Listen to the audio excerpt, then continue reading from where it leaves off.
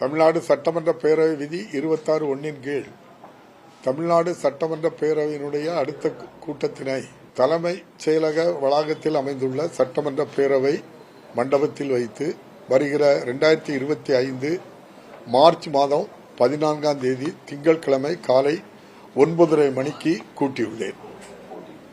அன்றைய தினம் மாண்புமிகு நிதியமைச்சர் அவர்கள் 2025-26ஆம் ஆண்டுக்கான நிதிநிலை அறிக்கையினை தாக்கல் செய்வார்கள். மேலும் பேரவை விதி 193(1) கீழ் 2025-26ஆம் ஆண்டுக்கான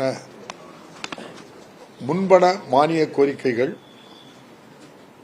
பேரவை விதி 189(1) கீழ் 2024-25ஆம் ஆண்டுக்கான கூடுதல் செலவினங்களுக்கான மானிய கோரிக்கையையும் 2025ஆம் ஆண்டு மார்ச் மாதம் 21ஆம் தேதி சட்டப்பேரவையில் தாக்கல் செய்யப்படும் என்பதை தெரிவித்துக் கொள்கிறேன்.